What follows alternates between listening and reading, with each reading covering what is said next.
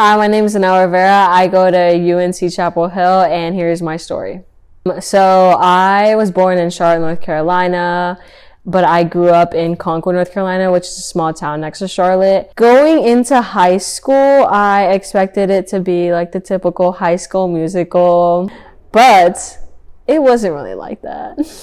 I was already unmotivated, just because like in middle school, I was surrounded by so many people and I felt like I was just stupid just because they were so smart. You know, first thing I try to do is make friends. I had a friend group. They at first like were super nice, like we were all like great friends, but then I realized that they weren't like the best people to hang around with just because I was more so trying to get validation from them. Okay, so when we were quarantined in our homes during COVID, I feel like that was definitely a way I physically grew and mentally grew, just because I started focusing on myself rather than my friends and who I was surrounded by. Whether that was just thinking things out appropriately or even just getting a daily workout in, I was focusing on myself.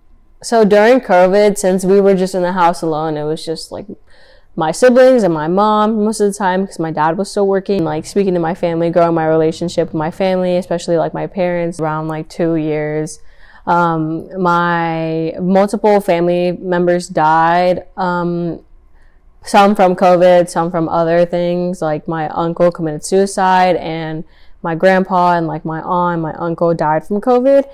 That really did affect our family, specifically my dad. I had to see him in a very tough mental space, so it wasn't a great time for any of us. I felt in a similar situation during those times where my family was going through a lot of stuff, but I feel like I definitely bounced back better because I was more mentally and physically fit, I guess you could say. It was like there's no way like I can let this affect me for the rest of my life, so I just was in a better headspace. Those aspects of my life definitely did affect me in many ways. To this day, I still think about who I surround myself by and what are they bringing to my life. I also believe it influences my life here at UNC, so I know who to talk to, who to trust, and who I can go to for anything. Even though I had these hard parts in my life, I don't regret them at all. I feel like they've definitely shaped me as a person to this day. Then I've learned they were more so lessons than regrets.